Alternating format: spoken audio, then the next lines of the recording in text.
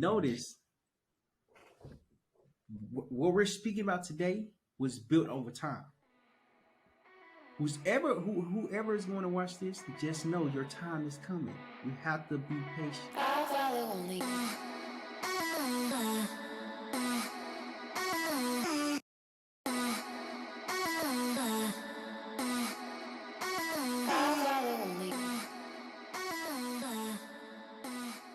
Well, if anything, then let's just get this started now. Just dive into it. We're all warm. Sure. Yeah, we're ready to go. On that point, what is up, everybody? Welcome to the second episode of the Turning Points with Terrell Humphrey. What's going on, Terrell? We got Connor as well. All right. Well, just to get right into it, we've been having some very deep conversations, and we want to start sharing with everyone. But little bit reminder of what the turning points are. They are the character-defining moments that shape us into who we are today. I'm so excited to have Terrell with us. Met you it's almost been a year, man. Almost been a year. We've had quite a journey so far. Yes, we have. Met you at a real estate meetup. We were talking about creative finance, and somehow we ended up spending the entire night talking about mental health, your brand, Failure's Knowledge, mine and Connor's brand, Origami, and all the alignments. So it's one of those moments where you just really connect with someone, and kind of goes back to our whole mission of keeping in touch. It's so much better when you're around people that lift you up and motivate you to be better. But it's hard to get there without having some pretty rough adversity to overcome and grow from and reflect. So, without further ado, Terrell, I really would love to dive into your backstory a little bit and just start sharing your journey, which I could already say has helped me so much. So thank you again. Man, first I want to say thank you both for having me on here and connecting with me and building a relationship with me. I've learned the best way to grow in life is that you have to have the right people around you. And when you work on yourself, you start attracting the right people that can help you in life. So I want to say first off, thank y'all for having me here. Thank you for just giving me a chance to learn my story, share my story, and just to connect with you more. So I'm sorry. What was the question again? I just lost it that quick. I just want to say, you're good, brother. To finally meet you. I know Aaron's told me so much about you. I've been following you on Instagram for quite a bit and love what you're doing. And I think that, to your point quickly, it really is who you surround yourself with, and something that Aaron and I have learned very quickly over the past year or so is you attract people and situations that align with, where you want to go and the values. And so the fact that we're talking today is definitely a testament to the type of guy that you are. And we're super excited to dive into it. So I guess I want to know how the heck did you guys meet? I know Aaron did a brief intro, but how'd you get into real estate? Tell us some backstory on on your life. Okay, I appreciate it, Connor. So my journey started in August of 2020, but when it started, I didn't know what I was doing, and the first thing I thought about doing was getting into real estate. Me and my ex-wife at the time was going through a hard time. Was living like paycheck to paycheck. And I'm trying to figure out how can I be a good husband to provide, not just only for me, but for my ex-wife and our current situation. There's no reason why we're living paycheck to paycheck when I'm in the Marine Corps. And we're living comfortably, okay? But I'm learning, I'm like, there's more to life, but I don't know what more is. So I started learning about real estate. I think I watched a podcast, listened to it. I believe it was Brent Daniels or something like that. So I started learning about it. I'm like, oh, okay. Real estate is how you create wealth. I'm like, cool. Let's do it. Let's see what works. So I started my journey in August of 2020. And then when I started it, so I had a thought, September 2020, I'm gonna be a millionaire. I had a thought, okay. September came, I was not a millionaire. Wow. Okay. Something didn't happen. Okay. What didn't happen? I don't even know what happened. I just know I wasn't consistent with the journey. But what I also learned is that I dream. But when I dream big, when I dream big. So yes, I had a thought of having $1 million within 30 days. However, I didn't become the person I needed to become in order to start creating that revenue. Mm. And you So had that realization at that time that you had the dream, but you just hadn't have turned yourself there. So it was already this sense of awareness and accountability. yes, but I didn't even know that's what it was. I didn't even Mm. know what I was doing. I just realized I didn't have $1 million in my bank account, so I got to figure something out. So Was it it wasn't even aware because I didn't even know I was aware of myself at the time. so what was the trigger, You said or what like about for instance after you were like, okay, well, it's been a year, I don't have my million, so what was next? Where like what was, in your head, like, shit, what do I need to do? that's what I was trying to figure out. So the month time frame, I was trying to figure out what I needed to do, and I kept watching YouTube videos early in the morning about real estate. So I'm Mhm. thinking, okay, all you have to do is just talk to people. Okay, I tried that. I understand. I understand the concept. But the thing about sales, a lot of people don't explain to you is that you have to solve the seller's problem. Mm-hmm. I didn't know how to do that. I don't know what solution I have to even offer to say I can help you along your journey. Mm-hmm. So it took me 16 months to even close my first deal. Mhm. 16 months. That is a long time not to make no extra revenue. Yeah. Mhm. But what I learned is that I was inconsistent with the process. So what what I've learned is that I have to really be organized with the journey and let the journey present the reward. Mm. But the reward can't be presented if I'm not persistent with the journey. Mm. When you say an organized journey, what does that mean? Can you unpack that a little? So what I mean by organized journey is a journey that you're consistent on. Mm. I started, but I didn't have all the answers. But the answers came later on in life. My first meetup was in October 2021. And when I went, I actually enjoyed myself. I'm like, oh, there's people here that actually want to see you win. There's people here that actually that's willing to help. But when you're doing when you started, you don't have the correct questions to ask someone in order to get the correct help. When me and Aaron met, we attracted because of his hat. His hat said define your purpose. I'm like, oh, Love that. let's talk. Let's Let's talk. talk. God, that's how you did. That is so So funny. that's what we did. We had a whole conversation. I believe we spoke for maybe an hour and 30 minutes about his purpose, my purpose, what he's doing, what I'm doing, just really getting to know each other. But Mm-hmm. I didn't realize this relationship was going to grow to what it is today. Yeah. It seems like you And sought out something where you saw that, like, okay, there's someone with a hat that clearly is longing for something a little bit more than just maybe money or the real estate. And did that like trigger, okay, maybe it's I'm chasing this $1 million for all the wrong reasons, and like did it cause you to kind of search within and figure out like a new passion, or how did that all unfold? no, I have no idea. Yes, when I started, I was searching for the million, but I didn't know how to get the million, so I just stopped looking Mhm. for it. Mm-hmm. Luckily, I was blessed to work with my mentors, Mike and Brickley and Steve Anderson, on their team in June of 2022. Shout out to Mike and Steve. Shout out to Mike and Steve. Great Learned so much guys. from them. For those Learned sub so two much guys. from them. But the best thing I learned, Hmm. yep, so two guys, yes sir. The best thing I learned was that you really have to do this every day. Excuse me. Hmm. This is how you communicate to people. This is how you solve their problems. Just because you have all this information doesn't mean this person is ready to hear that. Mm-hmm. Yeah. I'm like,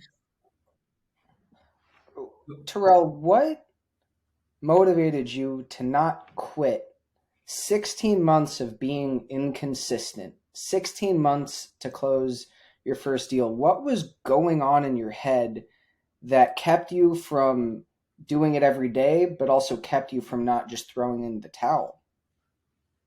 I knew I wanted more for myself, not just for myself, but for my ex-wife and our current situation. I knew I wanted more, but I Yeah. didn't know how to get that more. So Mm-hmm. yes, it took me 16 months, but even before the deal closed, I was about to quit 2 days prior to that. Oof. Yes, I was about to quit because how did you go from reaching out to people each and every day, but you're not seeing no results. Mm-hmm. So I'm gonna answer both y'all question here in this point right here. So Connor, your question is how do you find your purpose? I had to Mm-hmm. understand that I had to be patient with the journey. Yeah. Just because it took me 16 months to close my deal doesn't mean it was the end of the world. However, I had to learn how to be patient with myself. Yeah. What am I doing wrong? What am I doing right? How can I perfect this? And for me not to quit, I almost quit 2 days prior to it. But what's happening is that when we get so stuck in our head, we want to quit because nothing's coming from this. Mm-hmm. But I had to learn the action that I do yesterday is not going to be shown tomorrow. It's not going to be shown tomorrow. It's going to be shown in the future.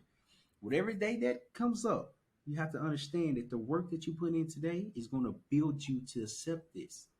And I had to learn, I'm like, oh, that's why I didn't close more deals. That's why I wasn't comfortable with the process. I was unaware of it. Do you think there was any part of you as you're learning, as you're growing, that was resistant to feedback? Do you ever feel like maybe along that journey you were kind of stagnating, wondering like, why am I not getting better? So yes, I was stagnant, but I didn't know the right questions to ask in order to get the right help. Mm-hmm. So yes, I did start. Yes, yes, the thought was in my head. The thought came out of my head. Now it's in reality. But since it's in reality, how do I get the correct help? You have to learn how to ask the right questions as you're going along the journey. I Mm-hmm. didn't know what questions to ask. I didn't know who to speak to. I didn't know who can help me along the journey. I had no clue. When me and Aaron met, I believe that was my fourth or fifth meetup. But even then, I still was getting used to understanding what this was. Mhm. How can I go from not knowing what I'm doing to being around people that's more experienced than I am to get the correct answer, get the correct help? Mike and Steve taught me that this is a business, but this is how you need to conduct yourself. How I'm talking right now, I was not talking like this last year.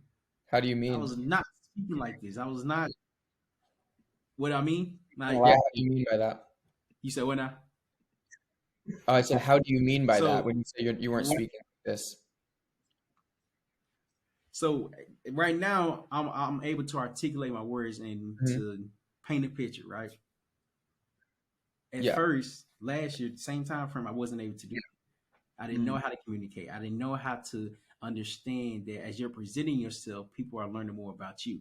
Mm-hmm. I didn't learn that. But when Steve, have y'all ever been on, let me ask y'all this, have y'all ever been on a sales call and somebody's watching you call the person? And as you calling the person, you're messing up and they're typing and they're making notes and they're saying, leaving comments and they're like really critiquing you on a live call. Have you ever been in this situation? Oh yeah. Mhm. Yeah, I've been in So sales for about like it's 6 or 7 years. And so we've done a lot of like role playing, and that stuff it's terrifying. yes, yes, it's terrifying. Okay, I'm on the call. He typing. He's saying. He talking. I can't think. I'm trying to read the comments. It was overwhelming. Okay, it was overwhelming. However, him doing that really taught me. He was like, "Terryl, you sound like a kid." I'm like, what does that even mean? When I got on Mhm. the phone, I was like, "Hey, how you doing? My name is Terryl." Da, da, da, da, da. I got to talking. He was like, "No, you sound like a kid." He was like, "Bro, you have to understand your audience. If somebody's getting on the phone with a low monotone, you have to match their tone." I'm like, Mm-hmm. what does that even mean? What is that? And then he showed me. So if somebody get on the phone, like, "Hey, how you doing?" You're supposed to match it, like, "Hey, how you Mm-hmm. doing?" And then as you're matching it, their energy comes up. Did not know that. So Mm. it's understanding that as you're going along the journey, you have to be okay not knowing everything in order to put yourself in the right position to find out the answers that you're looking for. So yes, I wasn't talking like this last year because I didn't know how to. Mm-hmm. When I worked with my mentors, I learned how to communicate more, not just with sales, but just with myself, with my story, with everything that I've been through. I'm like, Sure. wow, this that one them couple months that I worked with them, they taught me so much more about well about life. They taught me more about life than real estate. That's awesome. Mm. I have a So you question think, before. yeah, Sorry, when I talk, there's a I'm massive sorry. delay in what you guys are hearing. So Mhm. it's like, bear with me if you catch me in. I'm a little bit behind on talking through. But I had a question, Terrell, on before real estate, what did you do? I know you said you were in the military. I'd love to learn more about that. And it sounds like you took a lot of those skills in terms of persistence and those qualities and applied them to your life. Like, what'd you do prior to real estate? Can you go into a little bit of that? Yes, I can. I was in the Marine Corps, so Okay. the lessons that I learned within the Marine Corps, I started applying them when I got out. And it's crazy to even say it because now I understand the dynamic of a team. I understand like your role. I understand how you're supposed to show up every day presentable. I understand that now since I'm out. When I was in Marine Corps, I was so focused on getting out, I missed the lessons that was there. Mm. So I did 4 years in the Marine Corps, and I've learned a lot about myself, and learned a lot about life just in general. But as I was in there, I was so focused on figuring out what I needed to do. I kind of missed the journey, if that makes sense. Interesting. That's really So interesting. Because it's like, you don't realize all of these incredible skills and qualities that you've developed in this organization. And like you said, you're just so focused on the end goal. All right, let's get out, let's start my life. And then it's like, okay, when did you actually reflect and realize all of these amazing qualities that you were taught in the Marine Corps, and then how could you apply those to your life? October 28th of 2022, when I got out the military, Okay. I said, "Oh, this make a lot of sense. This make a lot of sense of why the military is the institution that it is, precisely Hmm. the Marine Corps. 'Cause I was in the Marine Corps, but it taught me that the lessons that I've learned while I was in the journey in the Marine Corps, I can apply to my life. And I'm So like, what was the first civilian moment where you started bridging those lessons from the Marine Corps into real life? Mm. that is a great question. I had did a video about transitioning. And when I did the video, I was in my car. I had all my stuff packed in the back seat so you can see it. I don't know what video it is, but it is posted somewhere. When I did the video, as I was talking, I was just talking.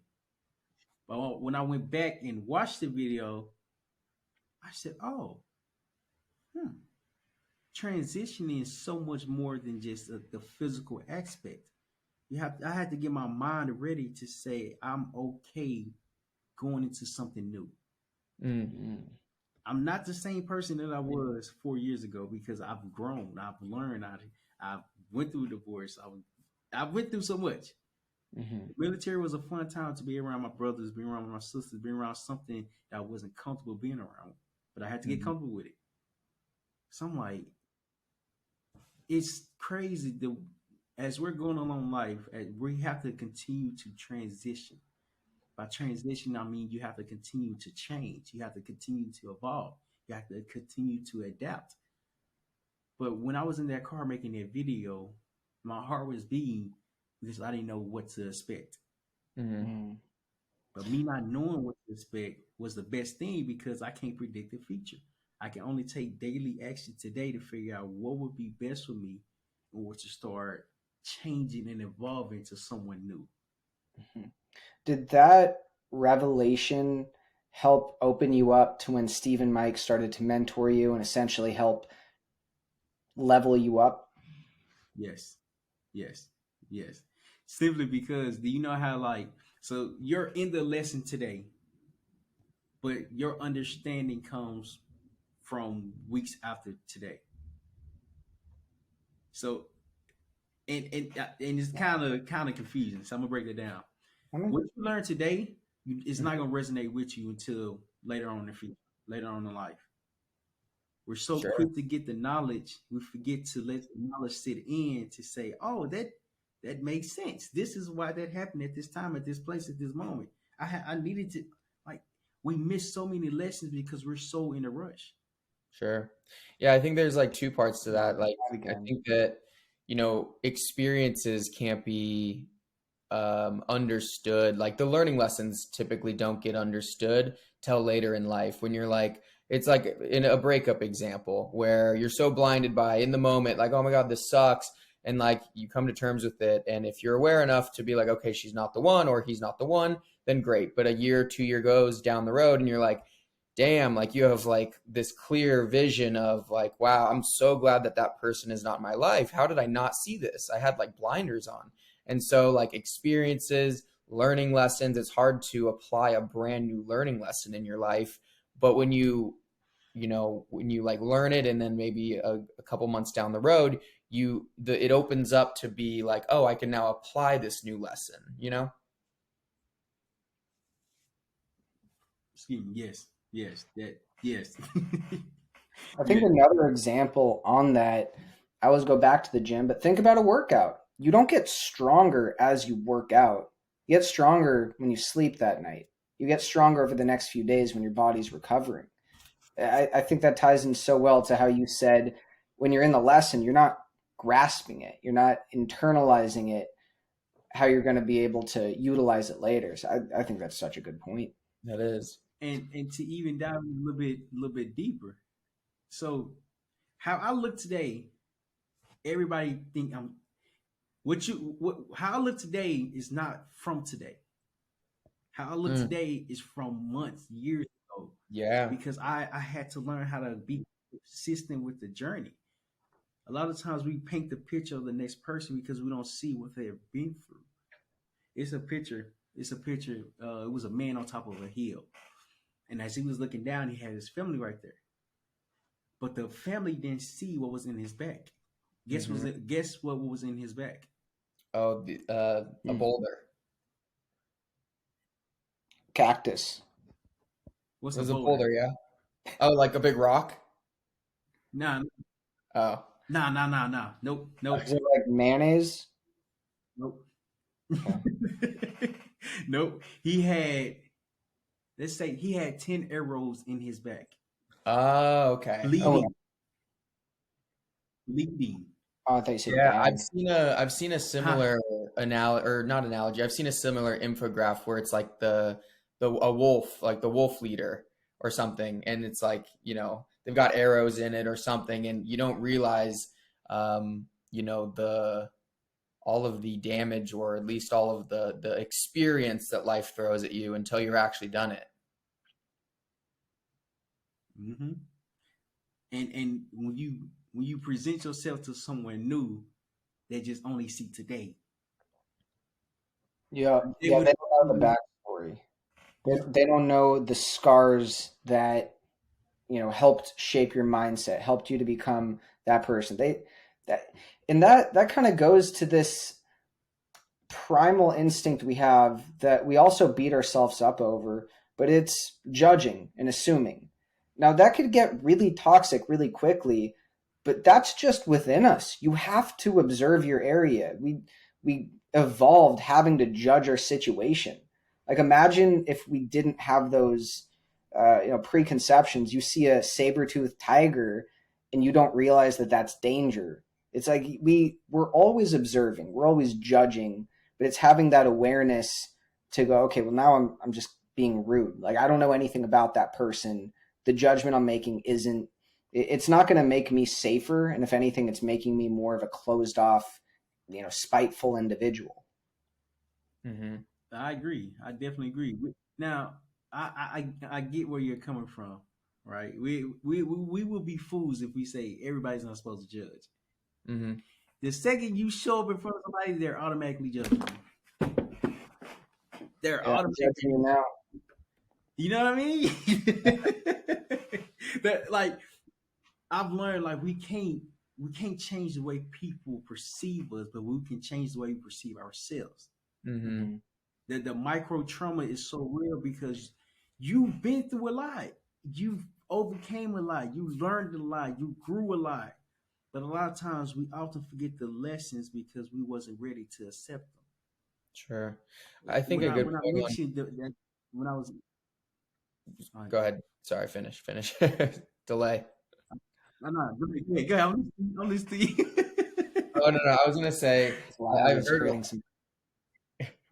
Yeah, it's causing some issues. Anyways, I think that that's a really good point with the judging, and it's hard not to judge. We judge ourselves the hardest, and we judge. It's oftentimes like a reflection of our own insecurities on judging others. I know when I was younger, I was very judgmental, but not because of any sort of reason besides insecurities on myself. It was never any judgment on prejudices or anything related to economic stuff. It's always just like, I don't know, like many spiteful things that were insecurities in my life where it's like, now that you can really, swallow your own pill and be like, okay, you're the asshole, then you don't judge as much or as easily, but it's always going to be there.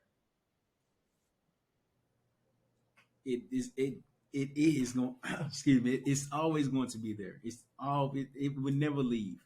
It would never Mm-mm. leave. But what changes is how you understand it, how you Mm-hmm. control it, how you look at yourself. Like when I was going through my divorce, I did not want to be alone. I Mm. did not want to be alone because I was so used to being in the company of my ex-wife. I didn't know what the other side looked like. I didn't know what it felt like. I didn't know what I have to walk into. I Sure. had I had long nights where I was tossing and turning to where I couldn't sleep. I couldn't sleep. I was so afraid of what was being presented. I didn't know how to accept it. So I had to really dive in deep to my past because this is where my abandonment issues came from. This Mm-hmm. is where my attachment issues came from. My dad was in my life, so I had to learn how to be a man by myself. Now think about me getting out the military, me going through a divorce, me trying to figure out my purpose, me trying to figure out why am I on this earth. It's so many things that you have to learn, and people don't tell you how to do Yeah. it. And And that's that's the most also scariest triggering. thing you can go. I was gonna say Mm-hmm. it's also triggering too, and there was, I forget what, some random video I stumbled on, but it opened my eyes to why breakups are so tough. And for instance, like when you are with someone, they're filling your needs in some capacity. For instance, maybe for you it was in your wife, like you said, you had abandonment issues, and you obviously were with her because she filled so much like, I don't know, much fulfillment in your life. But when you realize that they're not the right person, it's you have to do the work on the void. Like, what did that person, if they're not the right person for you, what were they fulfilling in your life that you need to work on? If it's abandonment issues, then that's on you. You got to work on that. If it's for me, it was self love, like it was confidence stuff. And so it's when you realize that, and try to think about what did that partner fulfill in my life, and then look within, because that's probably the wounds you have to heal. Mm. Yeah, I think Mm. another point on that, or another visual would be when we're in an unhealthy relationship, that person that's filling our needs is acting as a crutch. Mm-hmm. Like maybe it, like maybe your leg is all jacked up, and what you really need to do is put yourself through rehab. Something's off, and you need to go through some painful change to get better. But it's so much easier using this crutch. You're never going to get better. Maybe you don't get too much worse, but you're just stuck, and it's so easy to fall into just using a crutch because that fear, when you take it away, now you're weak. Now you're unstable. You don't know what to do. You don't have the confidence to do it on your own. You can't think of a life without that crutch or that person. Mm-hmm. And a lot of times we don't even know it's a crutch. Mm-hmm. And, Yeah. and I'm saying this because we get so comfortable neglecting our feelings. We don't feel what's wrong anymore. We don't Sure. feel what's right anymore, right? Because now we just go we're reacting off our emotions. We're feeling some type of way, but when we react off your emotions, it's not the way you plan on acting. It's Mhm. so And easy I to and do I that too. understand this because when my it is. It definitely it definitely is, but the work come in learning how to control your emotions. Mm-hmm. Mhm. Not only Was I going through all the issues that I described that I mentioned earlier? I had to love myself. I had to learn how to love myself. I had to even learn what love really is. Mm-hmm. But it's so difficult to learn something that you never understood, because how do you put the effort into something that's unknown? So, what, in your opinion, Terrell, what is love? In my opinion, this is just my opinion. My opinion, love is when you love yourself so much, nobody can break you down anymore. Love is putting yourself first. Love is giving yourself grace. Love is understanding that you matter. Love is saying that it's okay of what you've been through. Love is giving, love is always present because you are present with yourself. But see, the thing about love and what makes it so confusing, we expect this other person that's coming to our life to give the love that we don't know that we deserve. Mm. Mm. And That's what's, so what's so good. scary is that we don't, I appreciate, what's so scary is that we don't even understand that we give this person the next control because we haven't put the time and effort into ourselves. Mm-hmm. So love is putting yourself first. Love is saying, "Who am I? Who is Terrell Humphrey?" If you if you're not comfortable being alone, you need to be alone. You need to learn why being alone is so vital. Mm-hmm. The person that the people that's coming into my life can't tell me who I am because I know who I am. Mm-hmm. No, no, Mm-hmm. no, no. I did the back end, I did the back end work. I did the healing process. I did the working out. Like the muscle has to be trained.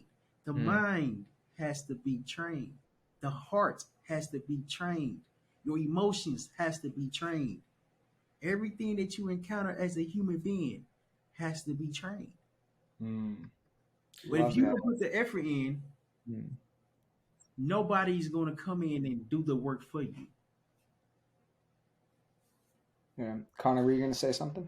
Yeah, I couldn't resonate with that more. Like I think that that's so spot on, and like once you love yourself, you know, it's you're gonna attract people that also love themselves, and you guys can align on a deeper, you know, person or become like this ultimate like being of both loving each other and both living your own lives but together and really become partners. But when you don't love yourself or they don't love yourself, it's easy to attach on these things that fill this void, and that's when it becomes toxic. That's when it's so easy to get manipulated or be manipulative without even knowing. So it really comes down to loving yourself, and I couldn't agree more. I think that was beautifully said. I appreciate and by us being men, right? We don't society, the universe, social media, whatever you want to say. We don't show why being a man is okay. Like you can express your emotions as a man. Hmm. You know what I mean? Like We can it's cry. not talked about. It's definitely not talked about. I said we Real can. men wear pink. We can cry, and it's okay to cry. In my community, the African American community, we don't want to talk about crying. Like when you see somebody crying, it's like, oh, he's soft. Oh, he's soft. What does that even mean? Like, what does that even mean? It's like there's so much that we have to unpack. We get judged before we even understand why we're getting judged. Mm-hmm. Where do you think Yeah. that all comes Yeah. from? Crying's a weird one. Yeah, like where do you guys think that at like Where? not being able to cry as a man? Like I feel like nowadays we're getting past it, but yeah, where do you think it comes from? I don't know. That is a great question. So y'all remember I mentioned I was raised by a single mom. Hmm. So being raised by a single mom, she taught us how to hold our feelings in. I used to be Okay. a crybaby. Like when I was younger, I used to cry a lot. I used to cry a lot. My mama and my brothers be like, "Man, what you crying for? What you crying for?" Because my feelings hurt. But of course, I didn't say that. I just Yeah. stopped crying. You know what I mean? Like I just stopped crying. But think about this: if a boy has stopped crying his whole entire life, when a Mm. boy gets older, what's happening? A lot of pent up aggression, a lot of pent up He's emotions. doing a lot, a lot of pent up emotions, a lot of pent up aggression.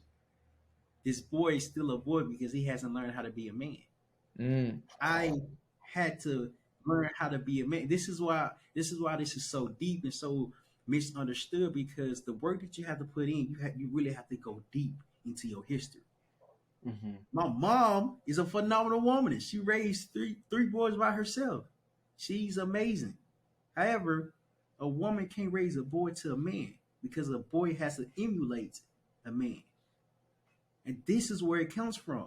Our past, our history, to say you can't cry. Suck it up. Like, what are you crying for? Think about how many boys are older that has the same mentality when they was younger. Mm. Mm-hmm. It's scary. That's where it come from. And it kind of seems like that evolution from boy to man, one of the biggest factors is learning to think outside of yourself, learning to serve, learning to be a leader. Because if you're a man, by definition, you're also going to be a father. You have to be a leader. You have to put others in front of yourself. I think that's a big difference between a boy who thinks selfishly and a man who does what's right, who takes care of those around him and lifts up the weak. Mm. And lifts up the weak. So my question to y'all, right? How does somebody do that? It's a great point. I think something I wanted to tie that back into is I think it goes to self-love. And I think that the way to show love is by treating yourself how you treat somebody else that you love. Like, it's about the actions. It goes back to how we talk about self-care. Honestly, this past week has been a really good reset for me because I started doing the things that make me feel like myself again. I'm treating myself like someone I love. I think that's how you get to the point where you can do more for others, where you want to do more for others. When you're showing yourself love, you don't need those selfish desires. You want to give. You want to do more. You want to be an adult. Is that the goal? That sounds like a really boring goal. To become an adult. That's not boring. That's not boring at all. That wow. Connor, what you think? What is your take on So what was the exact question? it? The exact question. Aaron, you mean that question? Yeah. So you were asking, how does somebody become a man? How do they do that? And I was saying I was tying it back to love. And how do you love yourself? How do you fill yourself up? It's through actions, through treating yourself like somebody you love, through disciplined habits that are good for you. Sure. Yeah, I think that it's all case by case basis, right? It comes down to figuring out what your purpose is. And that's so hard and super subjective, but if, like, for instance, if I think of, my family, my dad, as a man, he was always a provider, and his form of love was providing and giving us, like, making sure we were able to do sports and, always just kind of being there. He wasn't around much to really parent, but he was always around to make sure that we had everything that we needed, right? And then you think about other forms of love, and it could be, maybe that father he's the stay-at-home dad. And so it's like, everyone has their different forms of love.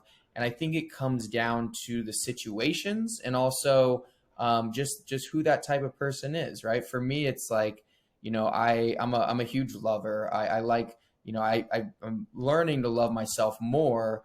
But for me, I love being able to project love on other people and show them affection and whatnot. So I think it just comes down to the situation, the type of person, and yeah, I don't know. And the answers that y'all gave was from your experience, right? Mm-hmm. A lot of times, if we're going through life, we don't have a correct experience in order to help us grow. Mm-hmm. And the reason why I asked that question, because it's so profound, so misleading, that it's easy to be a man. Like, no, it is not easy to be a man. It is Oh, not, because you really have to understand. The love that you give yourself is the love that you can give everybody else. But you come first. I had to learn I come first. But how do Sure. you come first if you're not used to serving yourself? If you're Sure. used to putting everybody else's needs before your needs? If you're Mm-hmm. not used to giving love to yourself because you're used to everybody pleasing you, like not pleasing you, wrong word. If you're not used to people loving you the way that you never felt before. Hmm. Sure. And that's a Yeah. really good point. And It's like if you you don't don't feel like you, oh, sorry, go ahead. We go probably for say the same thing. That's Go all ahead. good. Okay. Um, it's honestly, sorry, I forgot the train of thought. I let it go. Yeah, this delay thing's really effing us What up. what were you saying, Colin? I was just gonna Yeah, I wonder what the playback's going to be like. Yeah, I don't know. Anyways, I was gonna say, like, yeah, it definitely comes down to loving yourself first. And to your point, it's all we only understand our experiences and our life through our experiences. But something that you said really resonated with me. It's like reflecting back on my life, I never allowed myself to be loved and would always kind of self-destruct. And then like, it wasn't until I started doing work on myself that I was a little bit more emotionally available for people. And so I think it's a really good point, and hopefully people can resonate with that. It's like, you learn to love yourself first, and the rest will fall into place. And that's difficult. That is overwhelming. That is stressful. That is new. Here's why I'm saying this because when I went through my divorce, I thought I was gonna be alone for the rest of my life. That's what I was afraid of. Okay, I was like, man, I just went through this situation. I don't know if anybody gonna find me attractive or I'm gonna connect with them or whatever the case is. My confidence was gone. I didn't believe in myself as much as I thought I believed in myself. But I knew I needed to figure out why things was happening the way that was happening. I said, okay, so what do I need to do? What do I need to understand that I didn't understand when I was in the relationship? Mm, I forgot about myself. yeah. Mm. I forgot about loving myself. I forgot about me because I was so worried about pleasing my wife, my ex-wife. I had to learn that where did I come into to where did I come into factor? I Mhm. didn't. Hmm. To myself, I didn't. But then when I really dived in to understand, okay, this happened because of that. How can I prevent this from continuing to happen?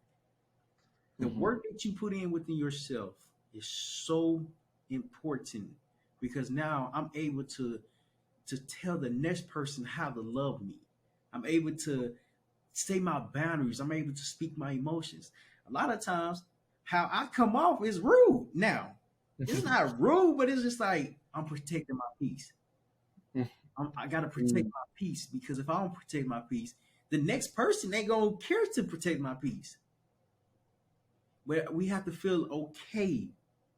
Notice I say we have to feel okay to even say that's cool. Yeah. That's cool. Like how you perceived it, that's okay. If it came out rude, I apologize. I apologize. I probably should have said it in a different way. However, I'm protecting my peace, and I'm not sorry for that. Yeah. Mhm. Where did you start? When you start, oh boy. Go ahead.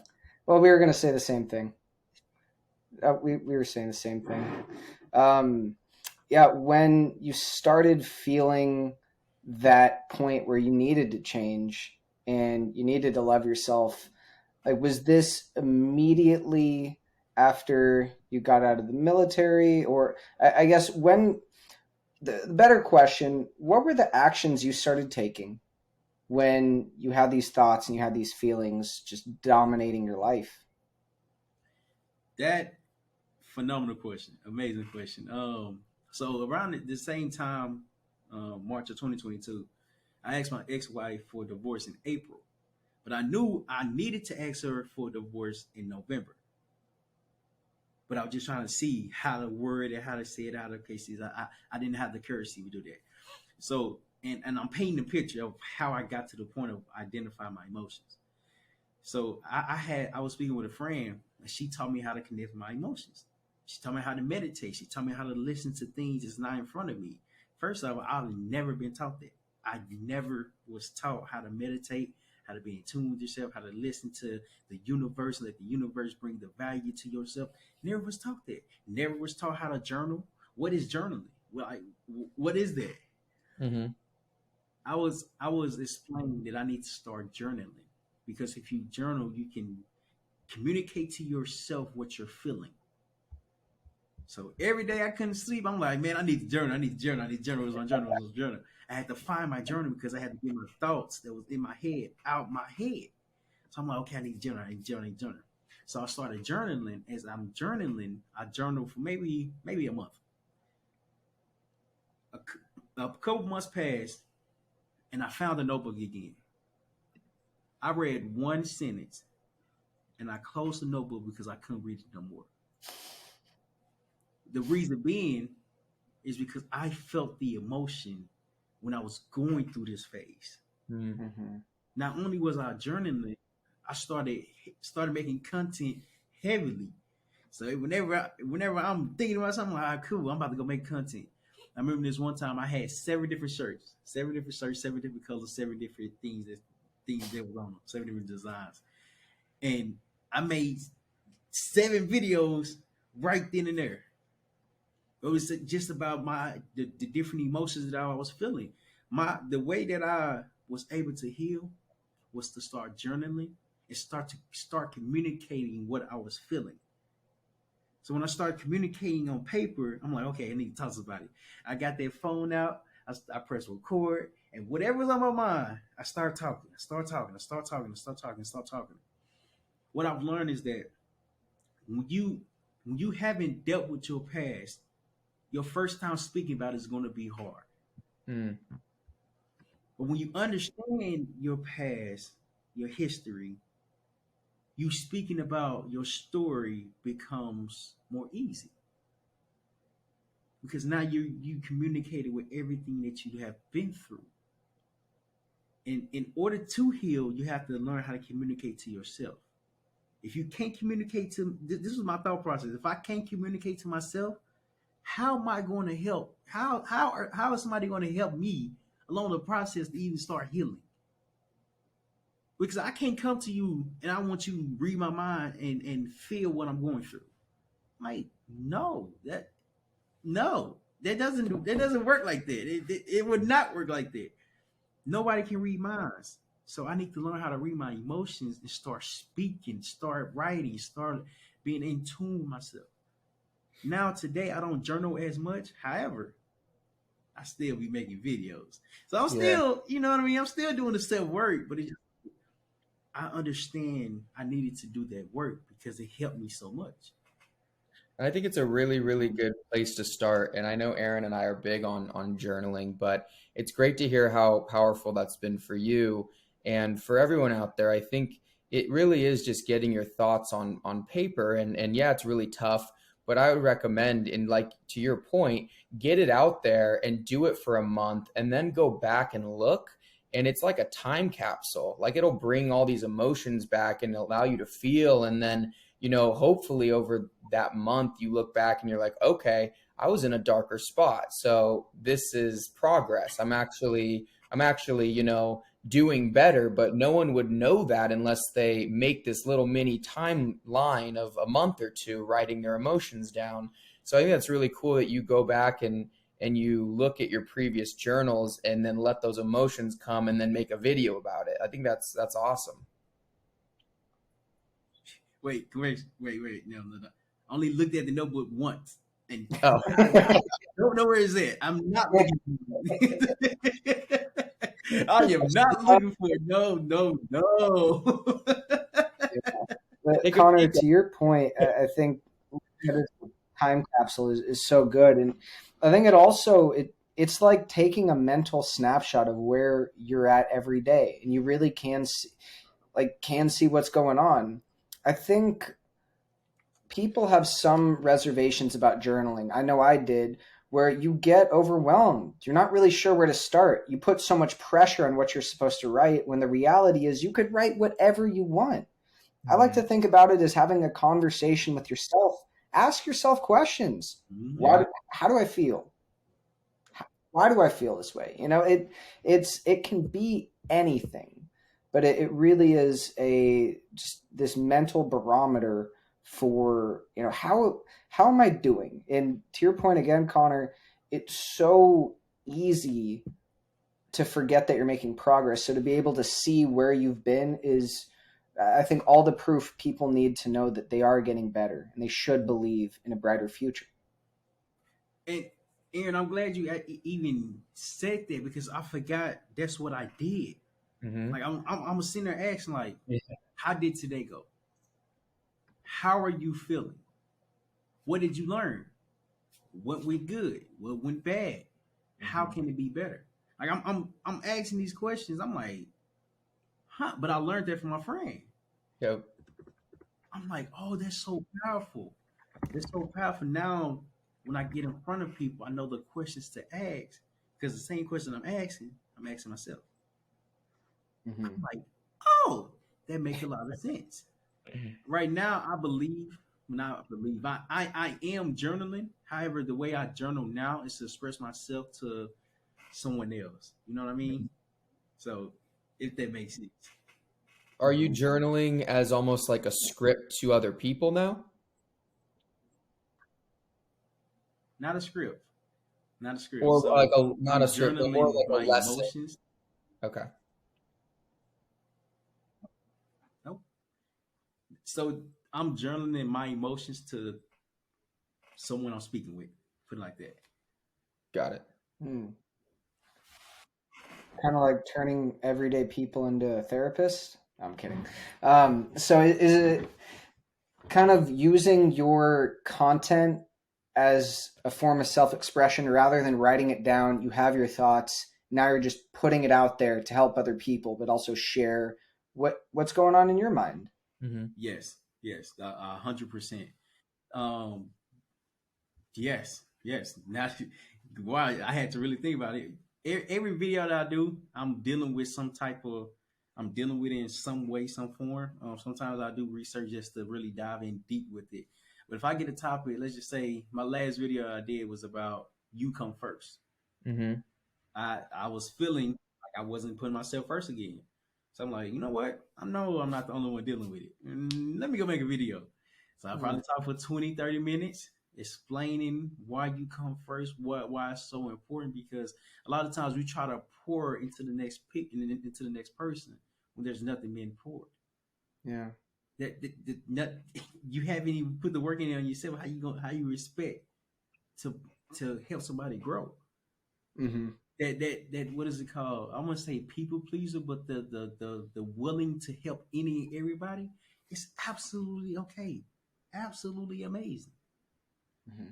But put yourself first and work on yourself so you can provide the value that you can in a healed manner to help this person heal from their pain.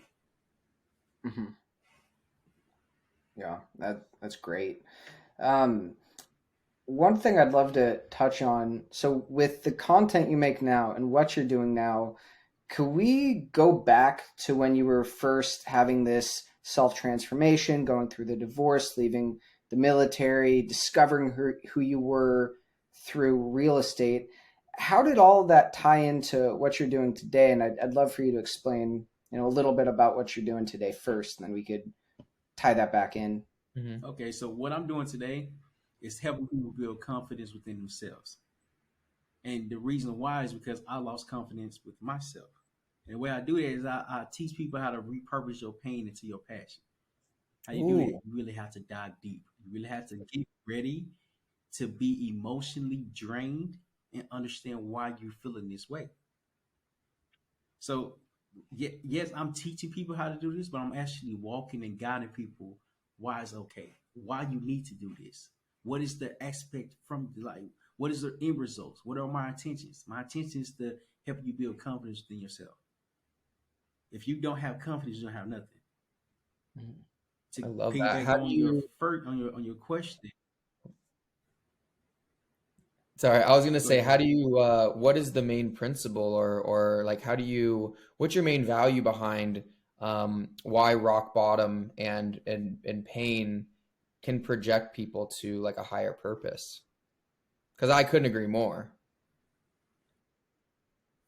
I agree. I definitely agree. Your pain is your best asset. And I'm saying this because majority of people, probably 99.99999% of people go through some type of pain. Hmm.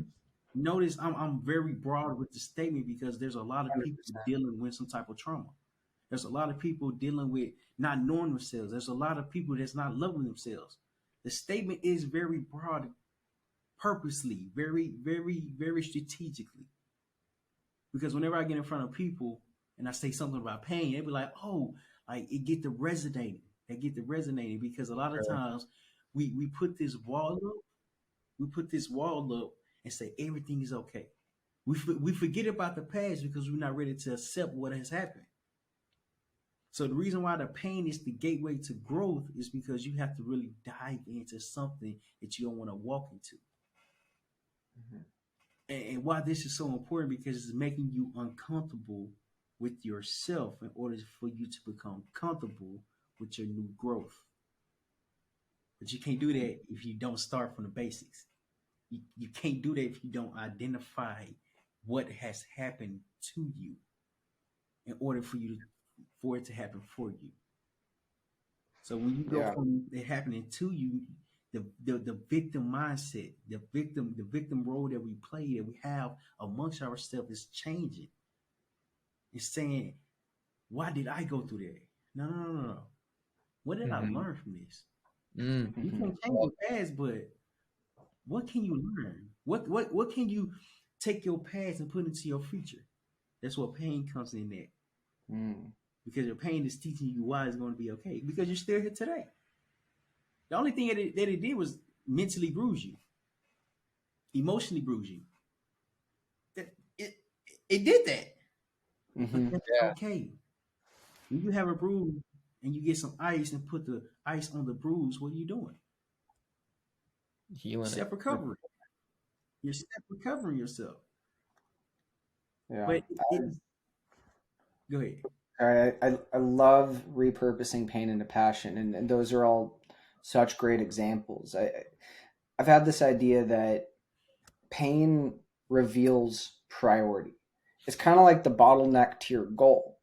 Like one example, let's say, um, I don't know, let's say you're trying to lift really heavy on the bench press and like you're weak. Let's say you want to bench 400 pounds, but you've never benched in your life. Like if you were trying to even move that bar, it's going to be near impossible and it's going to be painful. But it's because your goal is to lift that up. Like whatever goal you're trying to shoot for, there's going to be some weakness, something that you have to improve. And the pain reveals what needs to be improved on. There's this thing that Kevin Gates said. He's a rapper. He said that he was in the gym. He was trying to do the ab work. You know the little roller thing that you roll and Hmm. for the ab workout. He said my abs was premature. I'm like, yo, abs can be premature. I didn't even know that. I didn't even know that. But when he said it and got to explain, I'm like, oh, that make a lot of sense. He tried to do something too early when he wasn't prepared for the risk. I'm like, oh, that make a lot of sense. The reason why I just brought that up is because a lot of times we try to do things without even diving back into history.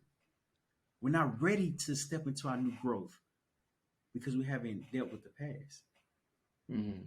Pain is Yeah, still within us. It would never go away. Go ahead, Connor.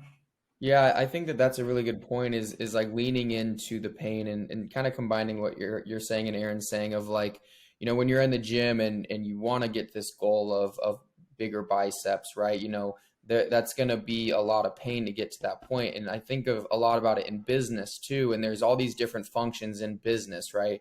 Call it marketing, sales, there's operations. And when one is faltering, there's a lot of pain there, and that means that needs to be improved for the company to reach its overall goal. So like for us, if we have a goal, if you have a goal, I have a goal, Aaron has a goal, and it's to, you know, lose a bunch of weight or get really shredded, well, it's like, okay, like what are the weakest parts of my life? Is it the diet? Is it the consistency? Is it the workouts? You know, what is it? What's faltering? If it's not my, you know, lack of trying or consistency, then it's my diet, or, you know, basically leaning into the pain or the failure to get to the overall goal. Mm-hmm. But failure is so scary. It's knowledge. Get it? I was gonna say it, but I didn't want to say it right there. Failure is knowledge. I should have said it. Failure Yeah, is you had knowledge. your Iron Man moment. You threw it away. I did.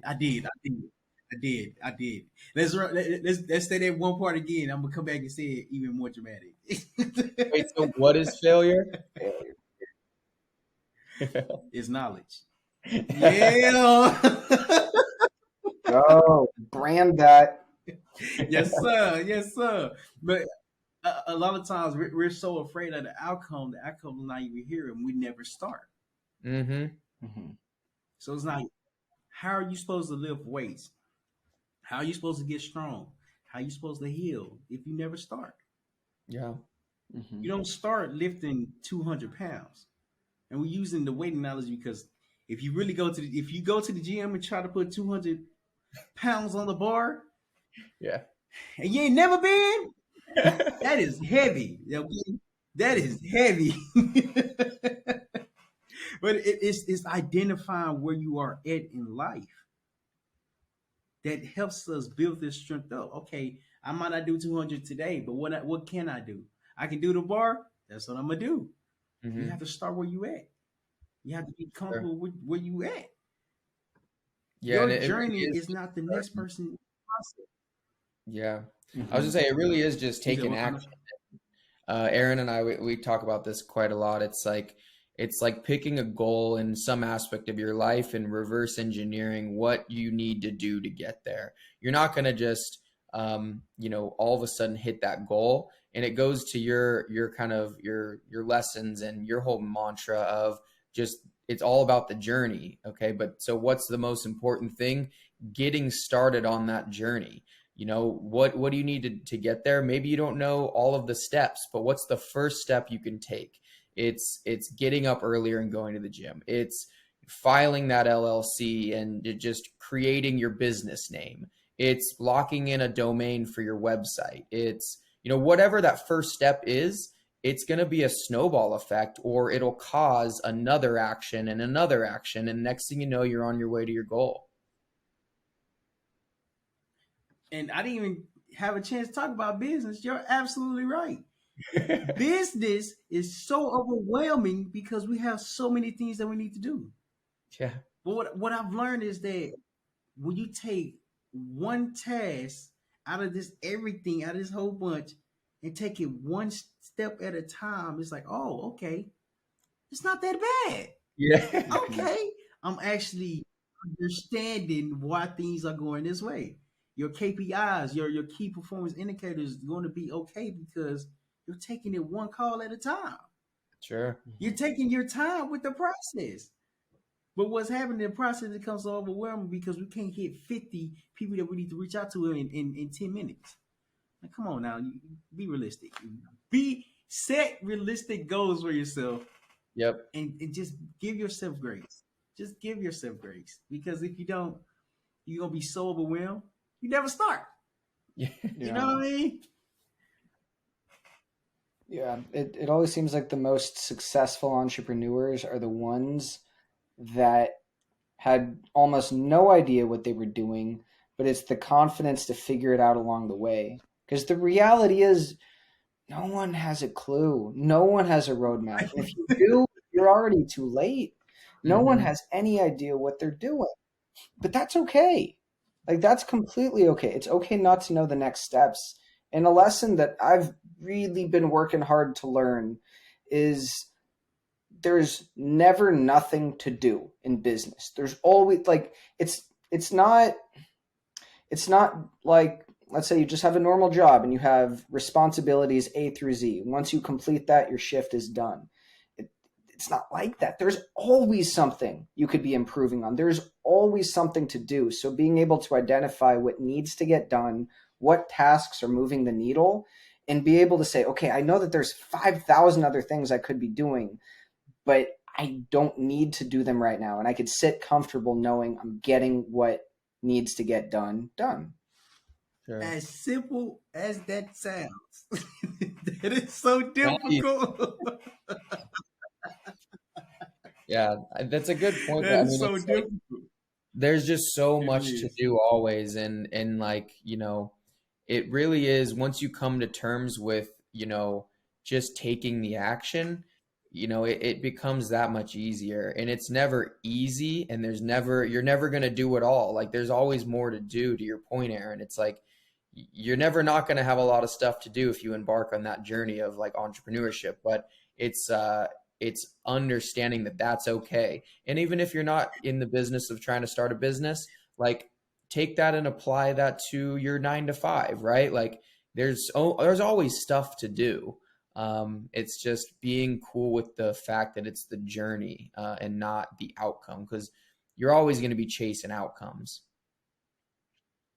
Mm-hmm. And to tie into that, there's also the reality where if you work 20 hours a day every day, you're diminishing how effective you are. If you want to be the best at what you're doing, it comes down to how effective you can be. I remember reading this book, Effortless, that both you and me have read. And that book talks about all these little mental tricks of how to just get more work done, how to break down that resistance. But a huge part is rest. It's self-care. It's being able to recharge that battery so that you're putting in effective time. It seems that we live in this world where the badge of honor is I grinded for 14, 15, 16 hours, but how effective were those 16? Where there's some people that'll run circles around you with 4 hours. So what are you getting done during that time? Mm-hmm. That's the point I'm trying to get at, right? Yes, we do a lot, but with the time that I have, how can I really dominate the 4 hours, 8 hours, 12 hours, however long, with the time that I have? I'm like, when you understand net control, oh my God, your beliefs just get enhanced because you understand yourself. Mm. Notice what we're speaking about today was built over time. Whoever is going to watch this, just know your time is coming. You have to be patient. You have to go through the hard times. You have to don't be afraid to fail, because failure is knowledge. No, I'm not. I had to plug Love that. That was so good. That's the so promo. good. That was That is the that was promo. great. No, I mean, it's spot on though. Failure really is knowledge, and it's like, if you don't take the first step, you're never going to know. If you don't take the first risk or jump or whatever, you're not going to realize if you like it or not, or if you're good at it or not. And it's, like we've talked about, you're going to learn. It's all learning lessons, right? And if you're younger or even if you're older, I love how, Gary Vee, like, he always talks about, start when you're 40, start when you're 50. There's still so much time, and so much stuff can happen overnight. Like, you can all of a sudden stumble into your passion and grind for a year or two, and next thing you know, it's like Colonel Sanders with KFC, and like, he started when he was like his 50s or 60s or something. And I just think I love, like, seeing older entrepreneurs and hearing Gary Vee talk about, like, you have so much time. It's like, be patient. And Gary Vee always hit on the nail. I think Colonel Sanders started when he's 67 years old. Yeah. Jesus. There's Crazy. entrepreneurs. There's entrepreneurs that's like 3, 4. There's entrepreneurs that's like 70, 80. Like, there's no that your age shouldn't stop you from trying. I'm Yeah. too old for that. I'm too young for that. No, you're not. You have to change what you're putting in your mind. Mm-hmm. You know what I mean? Like, it's okay to be the age that you are at, but it's not okay if you never start. On that though, it can be too late for certain things. And I think that's where a healthy sense of urgency could come in. Like, True. I'm going to be just dead honest. If you're 73, you probably shouldn't start training MMA competitively. I think it's going to be really bad. Why So not? maybe if you're, well, I would, not a doctor, I would advise against it. I mean, you could train it, but like, think of a 73-year-old that goes, you know what? I don't care what anybody says. I'm going to be the UFC champion of the world. No, you're not. But maybe if you're a young up and coming fighter, or maybe you want to be a fighter. You're 15 years old. Well, that would be cool. Well, maybe think about the regret you'd have if you're in your 70s. I think there's this healthy sense of don't wait too long for certain things. True. Good point. Yeah, and I think That's on a that realistic point, a point. lot of people they have this idea of what needs to get done in their head before they can ever get started, and they're never going to be ready enough to start. So it's like just start, and you will find out what needs to be done because you can be on analysis paralysis, for years and be like, well, it's not completely worked out in my head. And I mean, when we think about origami, we started with a freaking towel product, and it completely turned into something so much more. And it's like, you just never know. So take the chance. Mm-hmm. I agree. In origami, you guys are doing great with it as well. Your message, your consistency, the how you touching people, like Thank it's you. so much more than just a product and a service because you're really building confidence within people. And y'all are doing great. So if nobody gave y'all flowers, I wanna be the first one to give y'all flowers. Y'all flowers like has been given. Okay. Oh, thank you. We love what you're doing, That man. means a Honestly. lot. I appreciate Yeah. it. I think us being on we're on a digital call on a Thursday night. I think this is just proof that the world is not horrible, it's not evil, it's not chaotic. As technology advances, as society advances, more people than ever are connected. More people are trying to lift each other up. It's so easy to take that magnifying glass, look at regular news and see war, see poverty, see violence. See, granted, you shouldn't just not look at it. We got to be aware, but it's so easy to think this world is just evil and corrupt. Or there's people that are connected internationally now, where 1,500 years ago they would have, put an axe in someone else's head. Like, we're getting to a much better place. The fact that 3 dudes are talking about mental health and love and crying, Mm-hmm. this wasn't possible a few decades ago. So I think this in itself is just proof of concept that the world is so much better than a lot of people give it credit for. I agree. And we're only giving credit to what we know.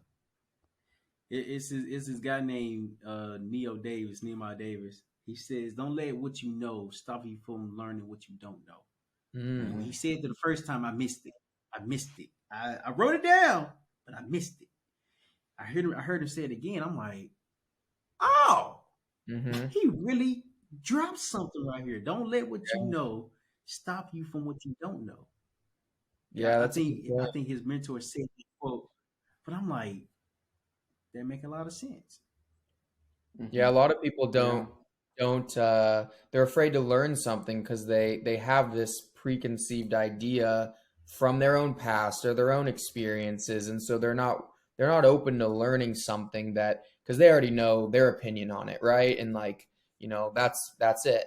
But at the end of the day, it's like there's so many different types of point of views on things, and that's why I think that it's as a world we need to get more agnostic and like less polarized. We're so far right, we're so far left, and it's just causing a massive divide. And it's like if you stop and just look at the other person's point of view or other side, it's like there's logic sometimes here and there. There's always a kernel of truth. And I think it's easy to forget that there's always a spectrum of thoughts and opinions. That's life. Like, variety is not just the spice of life, it's the engine. We need contradicting opinions. Both sides are right to a certain degree. Mm-hmm. And it kind of comes like in theoretically, the way that it should go is the winning idea is the one that resonates the most with more people's moral compass. And you hope that it works out to the best. But a lot of the times there's two right decisions. We get hung up on these identity politics where we don't know who we are. So we have to latch onto these ideas. And when somebody questions that, well, it questions who we are as a person. And it doesn't have to be like that, but it's so easy to fall into that. Mm. It is, because it's the norm. When something is not normal, it becomes so confusing to walk in it, so scary, so misleading. Like, how do you do something if it's not normal? You know what I mean? Like, it is okay. We're talking about things that's really helping. That we're talking about our experience and how our experience is helping us today. Mm-hmm. But it started because we started. It was created because we started. You know what I mean? Mm-hmm. Absolutely. Yeah. Without first step, you can't have the second. Or the No third. way. It's not possible. Yeah. Yeah. But it's terrifying, really. And there's this other side of the quote, don't let what you know stop you from what you don't know. There's also this concept, or I guess this law called the Dunning-Kruger effect, and it's the more you know, the more stupid you feel. Basically, it's like the more you know, the more you realize you know nothing, and that in itself can be terrifying. Also, it'll shoot your confidence down. Wow. Mm. That was a good way that you put that. Thank you. I'm Thank you. gonna let it sink in. I'm gonna let you know now. I'm going to use that later on in life. Okay. You should. Just to let you know. I am Dunning and Kruger. Yeah. Just to let you know. So, if I post a clip of that, we're like, "Yup, he got it from me. I sure did." Love it. Copyrighted. That's the Copyrighted point for of sure. this all, though, right? Is like that's the beautiful thing about what we're doing is you're constantly learning from people that you're interviewing and getting interviewed by. We're always learning. It's like that's the point of making this community. It's just building a community. We're all getting better. We're all getting more in tune with our emotions and helping each other. And yeah, I mean that's the beautiful thing about this all, and why we're so excited to do this stuff, especially with someone like yourself. I appreciate that. I definitely learned a lot from you guys, man. I really appreciate you for even inviting me. That really means a lot. That shows me that I'm on the right path, right? You I'm are. on the right path, helping a lot of people. So I really appreciate y'all for giving me the chance and opportunity to be here. Well, you're very welcome. And something that I'd love to talk to before we start wrapping up, you already talked about how you wouldn't have been able to articulate yourself like this a year ago. You weren't that person. You hadn't grown into that. You hadn't figured out how to find your voice. What kind of advice could you give to help somebody else find their voice, become who they are? You have to become him. You know that saying, "I'm him." You You're have to not the guy believe. hell. Have y'all heard that saying before? I'm Mm-mm. him. No. So it's basically like a TikTok or something like that. They be like, because I'm him, and essentially it's saying I'm confident in myself. So Mm. to answer your question, for somebody to learn how to understand the journey, understand themselves, is that is the question, correct? Mm-hmm. Yeah, or like how to find your voice, your personality, that the way you're Terrell Humphrey, how does somebody become who they are? Okay. Thank you for the clarification. Um, how somebody can learn more about themselves or become themselves is don't let nobody paint your picture. Don't let nobody tell you this is what you're supposed to be. And by nobody, I'm saying society, the universe, social media. Because when I started, I had this facade on, and you know how videos people will recite quotes Mm-hmm. Mhm. from a different person or something like that. I wasn't that good. I tried it once, but I thought this is what I was supposed to do. Granted, me trying to be like everybody else, it was overwhelming.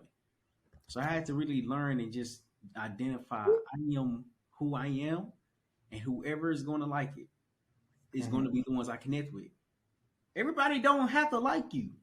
You you do not have to be liked by everybody. Stop trying to please everybody. That's my advice. Stop trying to please everybody. I Please love yourself, and the people, and as you're pleasing yourself, the people that's around them that's pleasing themselves as well. Y'all gonna grow together because y'all authentic. Y'all are yourselves. Y'all are in tune with yourself. Stop trying to please the next person for somebody that don't even want to be around you. I remember I was doing this speaking engagement. Not speaking engagement. I apologize. I was doing this podcast at the program that I volunteer at every Saturday. It's called OK Program, and the program that when we was doing the podcast, we opened the floor to questions. And so 3 or 4 people asked, how do you work with when people don't like you? I said, I don't.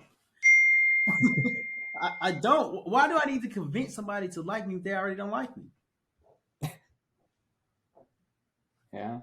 I mean, it's if this circle over here don't like me, I'm sorry, Connor, what you say? no. Go ahead. I mean, you're spot on. I think that's amazing advice. It's like, when you realize that, people, first off, you shouldn't care what people think, but that is so hard and like something that we always struggle with. I personally struggle with, but it's like you realize life is too short to care what other people think.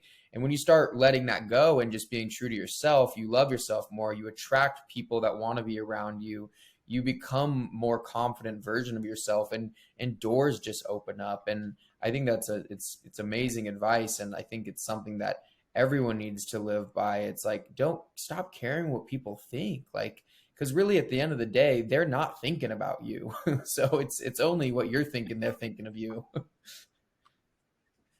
They find their own insecurities. You know what I mean? Yeah. It's like, Well, typically when someone, like, the other side of that though, if you're being an absolute dick, like there's a reason why people shame other people. Like sometimes you need to be put in check. But in general, we're really overthinking things. And I'll speak from being a serial cynic. When you're in a shitty mood, you can't help but judge other people. And if someone else is offended or hurt by, let's say, my judgment, or when you're judging someone, like the reality is they shouldn't give a shit what you're thinking because you're a hurt individual. It's like hurt people. So if someone's dogging on you, if someone's just being rude in general, it's almost always a reflection of, like you said, Terrell, their insecurities. Mm-hmm. I agree. And oftentimes, loved people love hurt people. Mm. That's a good point. And the reason why I'm saying that is because a lot of times we're not able to see what this next person is going through. Yes, we might have a bad day. Yes, absolutely. I get it. Our day might be so bad we're in a bad mood. But the next person that you come encounter with, you never know what they're dealing with. Mm-hmm. And I've learned, give everybody love. Give everybody love. If they accept the love, cool. It make your day better. If they don't accept it, I'm still gonna give it because this is the type of person I am. Mm-hmm. I give love because that's the type of love I give myself.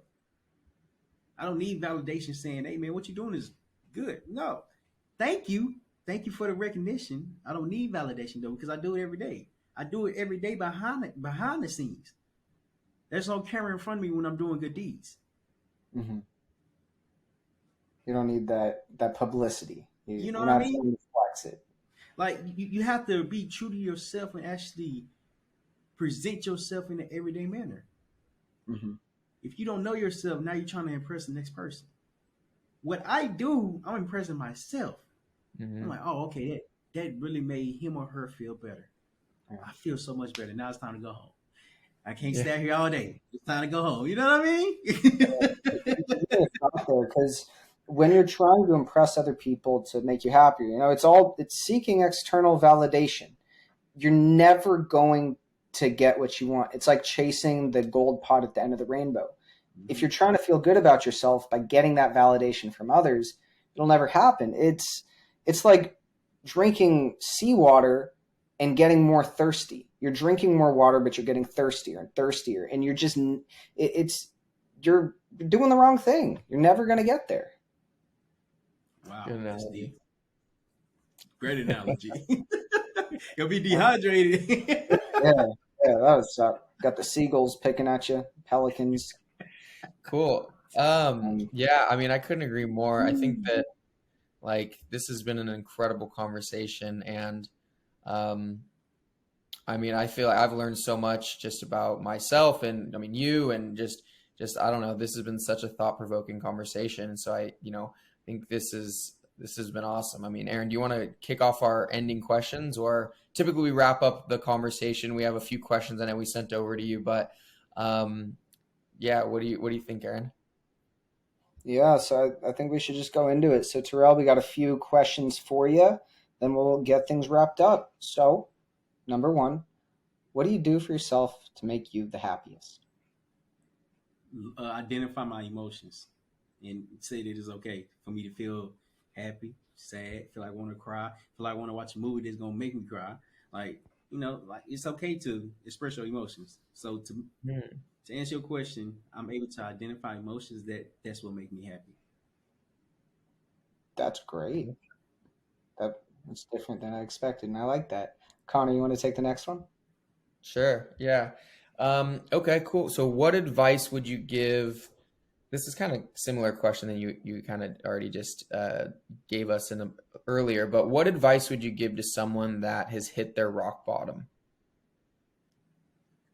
Sit in your rock bottom. Identify it. Identify why did you hit rock bottom? Because there's a reason. You just didn't wake up and hit rock bottom. No. Yeah. Identify, but as you identify, give yourself grace. Because we can't change what has happened. We can only work on ourselves for the future. Give yourself grace, identify, and be patient along the journey. I like that. I think that's such a good point. Our buddy Austin, he has this phrase of, just sit in the lava. But I think there's a lot of power to that, because if you're just sitting in your rock bottom, what should be happening is you're experiencing a tremendous amount of pain. But what a lot of people do is they'll numb it. They'll start popping pills. They'll drink. Yeah. They'll do all the things to disassociate, when the reality is you didn't just hit rock bottom.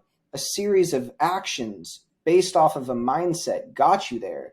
So the only way you're going to change is because you want to, because it hurts so bad. Mm-hmm. Wow. Sit in lava. Sit in lava. Wouldn't recommend.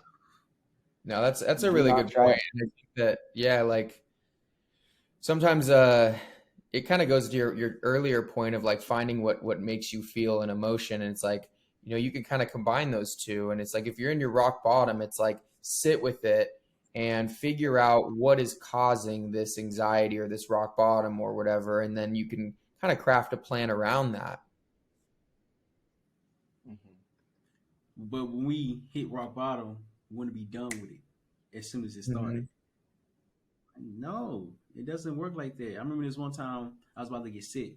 I was about to get sick on a Monday. I felt my body, my digestive system going bonkers. I felt it, okay? So I went to the store and bought a case of orange juices. I don't know the exact ounce for the drinks, but it was like little ones? that big. The little ones. Yeah. But with the little ones, they had 46 grams of sugar. But I drank 4 of them. I drank 4 of them things. The Monday I drank them, I'm like, okay, cool. Hopefully I get better. Tuesday, Wednesday, Thursday, Friday, I was horrible. I tried to rush the process. But what I've learned Tuesday through Friday is that I needed rest. And that was the most I've ever slept. I felt good. I'm like, oh, okay. There's a lesson behind my craziness, okay? But you have to just be patient with your journey. Just be patient. Just be patient. Just be patient. I love that. A lesson behind your craziness. I think that's such a beautiful perspective, because there's always there's always a lesson in making mistakes. I mean, there's knowledge in failure. So to be able to start looking at, oh, I was so silly, I was so crazy. It's like, okay, well, why? Like, there's something in there. You don't need to just label yourself as I'm this psychopath. It's like, no, what's going on? Mm-hmm. I agree. Yeah. Wow. So let's see, next one. I know we've touched a little bit on this too, but to specifically state it, Terrell, what would you say to someone struggling to find their purpose? Give yourself grace. Mm. You're struggling to give yourself purpose because you haven't did the work to identify what your passion is. Mm. I love If you're that. and the reason why I said that is because you're struggling for a reason. Why are you struggling? Because you're fighting your past. Why are you fighting your past? Because it's hard to accept. Why is it hard to accept? Because it's something you've never done before. Mm-hmm. But when you do it and start, now you identify why it's so important. Because your purpose is your passion. Your pain is your future. Oh, I'm sorry. I'm sorry. I did that wrong. Your You pain, are doomed. your pain becomes your passion. Your passion becomes your future. But if Yes. you don't start with your pain, your history, nothing is going to come from this. So this is why you're struggling because you're struggling with identifying why, why. So identify why, and then start the healing process. Mm. Man, I think that's so spot on. I think it really goes to why we're creating this podcast of the turning points is really like because Aaron, like to Aaron's point, it's like life is full of the highs and the lows, and you know it you can't have the highs without the lows. And I think that like you know we always reflect, and I personally reflect quite frequently on my total rock bottom and my um my lowest point in my entire life is when I did reflecting and I found my passion and my purpose, and it really was the reflection, it was the failure, it was everything you're saying. And it's like embracing that, embracing the rock bottom, and knowing that a new beginning or a light at the end of the tunnel can emerge from it. Mm. But the light is so small, You barely you see don't it. see why. You know what I mean? Absolutely. All right, Terrell, let's see. Yeah. Next question. What is the impact that you want to leave on the world? The impact that I want to leave on the world is to Hmm. help people identify their pain so they can repurpose to their passion. And I have a goal to be a billionaire so I can help a billion people. Quite I frankly, love you don't need the that. status to help a billion people. However, the status bring more attention, more awareness, more recognition. So the More status impact. will lead me to more impact. But if you really want to be frank, 1 billion is probably a short number, to be Hmm. honest. But it's just me thinking right now since I just said it. But however, that's my goal and my intention to help people repurpose their pain to their passion and to know that it's okay what you have been through. I love it. Hmm. I like that. I forget, he was a original Facebook employee. He's some billionaire venture capitalist now, but his whole mission is to fund, like essentially be an incubator for companies that are going to make the world better. And he Hmm. has this philosophy that he wants, like he's very openly said, you could go tin hat or not, but the guy knows what he's talking about. He says there are people that control the world. There are these crazy oligarchs. There are people worth hundreds of billions that are sitting at this table. His goal is to amass enough wealth where he has a seat at that table so he can actually impact the world. So he is looking at wealth as a vehicle to be able to make positive impact. Hmm. Mm-hmm. Yeah. Mm-hmm. I mean, it's Money like, is a tool. money is a tool. Yeah. I mean, anyone with that level of money has an influence, has a voice where you can walk into a room and you could essentially spark up a bill that changes the constitute not the constitution but like government, and you could have like it does so much. Mm-hmm. So much. Billion people. All right. Well, what's next for you? What's next for me, man? Just continuing. putting myself out there to the universe. Nobody know who I am right now, which is absolutely okay. So what's next for me is to continue to do the work so I can get known in different realms of my life. You know what I mean? Different aspects, different audience, different engagement, different conversations. So and I'm doing that. And I feel good. So that's what's next. That's what's next and this was current and next at the same time. I love that. Love that. Can you tell the audience a little bit more about Failure is Knowledge and where they can follow you, follow your journey, what kind of media channels you're on, and kind of like elaborating on what's next, just kind of talking about the company's purpose and mission and what your plan is with it. So the company's purpose with Failures Knowledge is to actually help people start along the journey and to identify that it's okay to fail. But in order to identify why it's okay, you have to just start. So that's what the goal and the mission of Failures Knowledge is. And how you can find me, I'm on everything. Whatever social media platform you got, you can find me. And you can find me by typing in Terryl, Terryl, Humphrey, Humprey,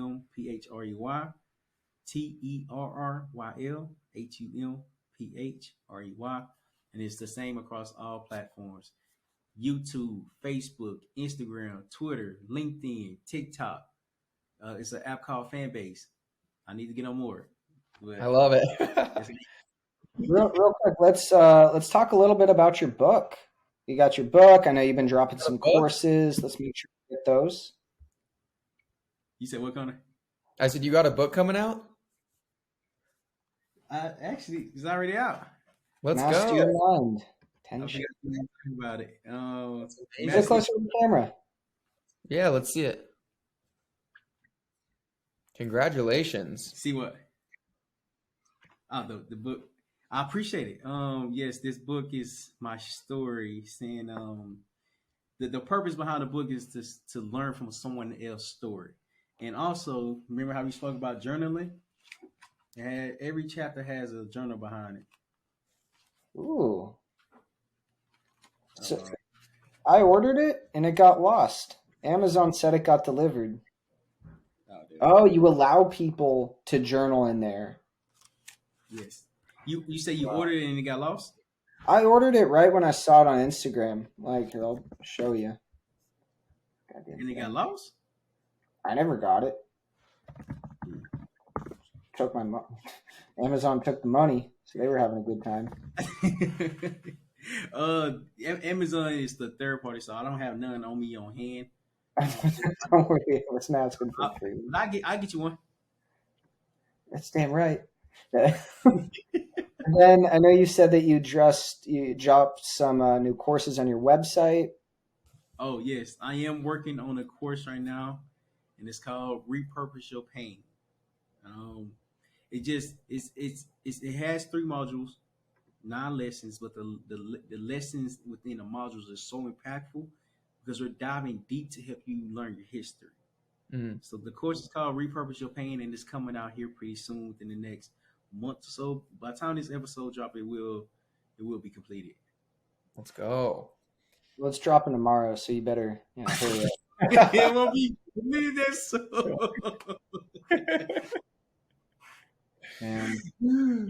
That's Terrell, awesome. thank you so much, brother. Connor and I appreciate you so much. This has been an absolute pleasure, and it's there's so much in here that we're excited to go back, unpack even more, and I know people are going to resonate with this. Sure. I appreciate y'all. I appreciate you guys having me. I'm sorry, Connor, I just interrupted you. No, I just said sure, but I mean, I couldn't agree more. This has been incredible, and we don't want this to be the end. I mean, we want to have you on multiple podcasts, us be on your podcast. We're building a community on Facebook and LinkedIn, and we want to build community leaders, and we want you to be a part of it all. And so let's use this as an opening door as opposed to anything. So honestly, I love this conversation. I don't really know what else to say other than I'm a huge Terrell fan, and I love what you're doing, and I'm going to get that book. I appreciate it. I appreciate it. You know, that really means a lot. I would love to work with y'all here in the future. Right now, I'm putting my podcast on pause because I'm doing so much. However, my goal and my intention is to bring value the best way I can. So I'm always open to help you all. It doesn't just let me know the day and the time, and I'm there. And I'm there. Perfect. Beautiful. Thank you, sir. I appreciate y'all. We appreciate you. All right. Yeah, thank you so Coming much. out. All right, y'all.